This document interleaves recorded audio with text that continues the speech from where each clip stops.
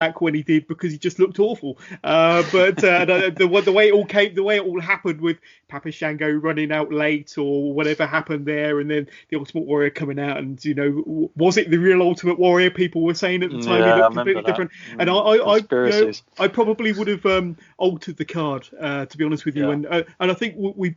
You probably know which way I would have gone, but I probably would have put Ric Flair Savage on last, purely from a wrestling standpoint, but for a big pop, a big moment, and Vince McMahon loves his moments. I suppose he went for the Hogan Sid match and the Ultimate Warrior to kind of come out and get that final babyface pop. I've got to ask you just quickly, because I know you would have watched this a lot, recent than I did. But WrestleMania, when you watched it, did it have? For you, was the pacing good? I mean, because I know that was like you had the match I think the title match here, it says it was on number 6, and then obviously you've got 3 matches in between that to the next one. Was the pacing right for you? Was it off? I mean, did it feel right? I enjoyed WrestleMania 8. Like say the first half of it, maybe the first 2/3 of it was fantastic from the beginning up to the end of Randy Savage, Ric Flair. Then it kind of dropped off a bit, and you kind of got it wasn't until the main event when your interest picked up again, to be honest with you. So maybe they could have altered it slightly, because you had a lot of really good, interesting characters and interesting matches in the early part of the card, where they could have maybe bumped one of them up to maybe a semi-main, or maybe 2 from the top, just to kind of keep that energy level going. Because for me, let's say the first half of it, first 2/3 of it were fantastic. It did drop off a bit until the main event, in my opinion. Sure. Now, obviously, we know we're going to do this. Everybody knows we're going to do this. Playing fantasy booker here, John. If you and I could have had this match, which I think we both agree we would have liked to have seen, what some of the things you would have had involved? Would you have, obviously, if we go from this is still going on, Ric Flair's one at Rumble as it is, do you spice it up with anything else? Do you need to sell it any more than it was? Would you have thrown anything in there? And then let us know that, and then I'm going to put you on the spot here. What is the eventual outcome once you get to WrestleMania and the match goes on? What is your outcome after that? John, I thought you liked me. Why are you putting me under pressure here? Why are you putting me under pressure? Do you know what?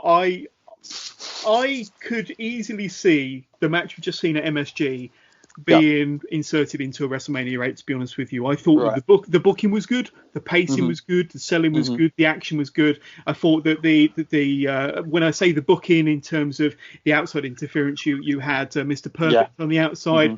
That probably would have been about right. You wouldn't have needed any more additional kind of over the top booking or outside stuff than that.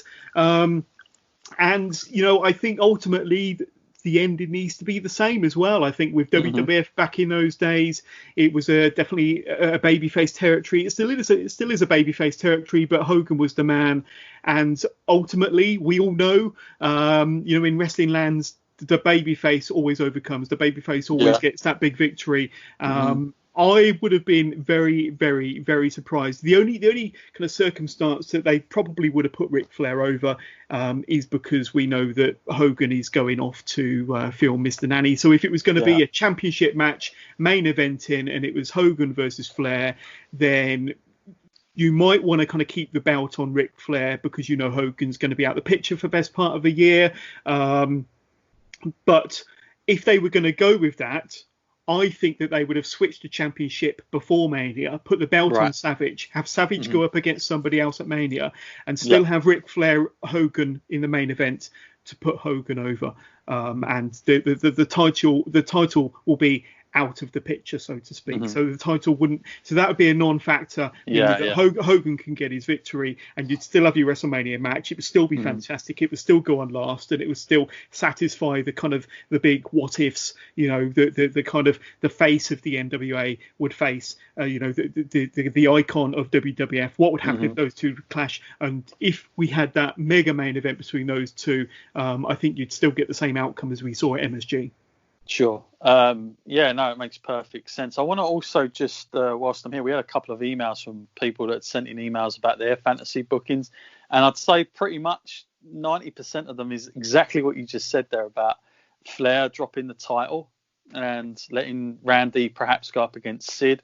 I know one of my listeners, Jake, who does a lot of ring announcing, he sent in a really good email that I'm probably going to post out there with this podcast because it was really good about his fantasy booking on all this, and it made perfect sense. But I think he literally had Randy Savage going up against the big monster of Sid. And then, pretty much playing into the same kind of thing. You could have had Papa Shango coming out and Warrior coming in if you have to, because obviously they do get to that down the line anyway, that match, and they've had that. So there is bits and elements they could have used, I guess. Shall I tell you who I would have put Randy Savage up against? I would have. I don't think he ever had a proper blow-off match against Jake Roberts. Right. Yeah. Okay. So that would have been a perfect opponent for Savage because they had that big kind of King Cobra angle from late 91 and they was chasing each other all around the ring at Royal Rumble. I don't think they had that big blow off match from what I remember. I think they might have had a match on a lesser pay-per-view from what I recall, but that would have been an ideal opportunity to have had Savage have that big moment at WrestleMania. Sure. Retain the championship and kind of blow off that feud with Jake Roberts. No, I agree. Now, for my personal point of view, the booking of this, and obviously I've thought about this many a times of what if. I think if playing devil's advocate, of course it's easy in hindsight, but if I could have, I would have really gone, I think, full faith in what I was about to present, regardless of Hogan leaving at the end of it. And I would have probably overemphasized how big a deal this was, maybe by branding it a little bit differently, that this is two big, name power world champions. I don't think WWF, although they had Ric Flair coming in with the other belt, I still don't think they kind of saw the competition as something as big as themselves. So they didn't really want to keep harping on about it too much, which it makes sense in one way. But I think they were very resistant to doing that, because had they have done that and really sold you that actually these are the two of the biggest names, one is from another, obviously a completely different world. However, we get to have them on our grand stage, and we're getting to see it ourselves. I would have really put as much into that as possible. I do think, I'm not saying this would have been the greatest buy rates of any time, yada, yada, yada, but I do think with the correct selling, they could have probably captured a lot more WCW fans to tune in on this one and watch their Ric Flair versus Hulk Hogan, had they have properly built this correctly. But I don't think they had the faith to do that and the confidence to do that. And when it comes to the match, I, like you, I enjoyed the Madison Square Garden thing. If anything, it might have been a little bit slower in some areas, just because it's WrestleMania, that vibe. But I think for the most part, the way it started, like really fast, I would have kept that in for sure. And I think the end result of it, funny enough, as crazy as this sounds, I would have had Hogan go over. I know it sounds bizarre and mad and all the rest of it. I still would have gone with Hogan, at least in the sense that even if Ric Flair wins and Hogan, like, they could have done exactly what they've done at MSG, to be honest with you. Flair wins by hook and crook. Hogan gets, of course, the closing of the show. Everyone's a winner. And yeah, I would have gone with that, and I would have had maybe, because at this time it would have been quite flat, I think, for the big heel to win at the end of the WrestleMania. I get that. And so maybe they could have had Flair win that title further down the line before Hogan goes. That's how I would have done it. But, all this stuff in reflection, John, obviously is all fantasy. It never happened, unfortunately. We know it happened after that, and we're not debating that. But I think the reason that baffles me so much is that very, very few and often do we ever get the opportunity of the stars aligning, where Ric Flair and Hulk Hogan are together at this time, where everything seemed hot, it was ready to go, bang, and it just didn't happen. And we've come so close to it, so close. This wasn't something that wasn't even thought or planned. We know it was planned.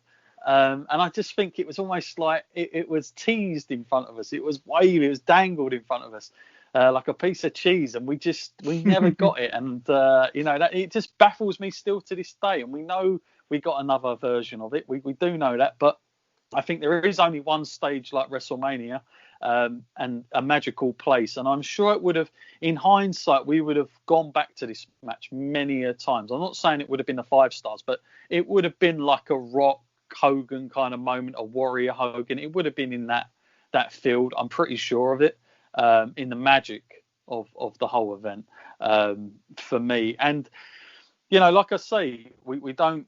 The funny fact here, believe it or not, I was just thinking about this as I was talking, is that, correct me if I'm wrong as well, that the next time these two would be at a WrestleMania would be, 10 years later, is it? Where's this? 92, 2002 at WrestleMania 18. I think that's the next time they were ever together. I think Hogan faced Vince McMahon and The Undertaker took on Ric Flair. Is that right? Hogan and Rock would have been. Hogan and Rock, yes, and Undertaker, Ric Flair. So there you go. Yeah. That's the last time, the next time that they were in the same WrestleMania together. Yeah, isn't that crazy to think? It really is. And and obviously at that point it would have made no sense, but it's fascinating to think how long it took to get them both back again.